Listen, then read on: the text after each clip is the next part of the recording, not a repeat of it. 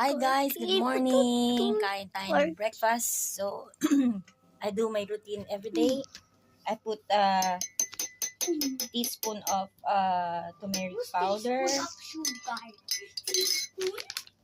and Himalaya salt pinch one. Your name is Dudar. And a little bit of lemon. So, collagen, electrolyte, anti-inflammation. It's good. And my breakfast, I have here eggs and bacon. No, actually, hiniwa lang yan to become bacon kasi mahal talaga bacon. So, nilalagyan ko lang siya ng asin, paminta like that. It's already high protein. And I have here lettuce and cucumber. So, pwede ko siyang gawing salad.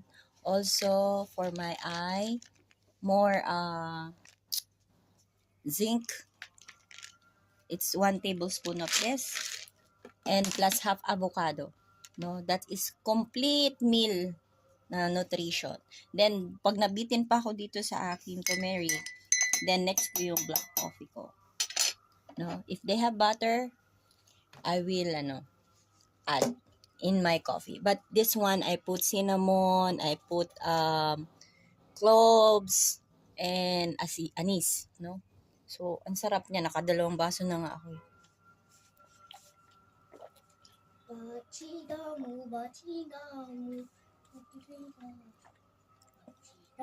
Ang sarap. So, I want to improvement my eye. Pag nag-craving ako ng bread, so moderation. Actually, binili ko to, hindi ko pa kinakain. It's a sourdough. It's a probiotic.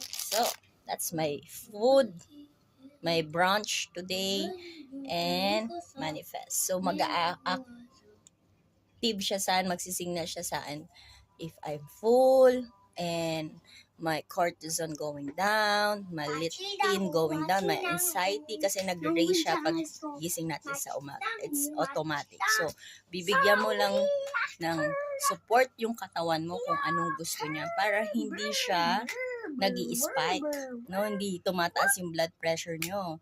And the anxiety is to reverse is correct high protein and high fat. Dahil leptin hormones natin, that is our anxiety. So, kakainin mo lang to. Mga yan, mga low carb food. Dahil mag-activate siya sa'yo to balance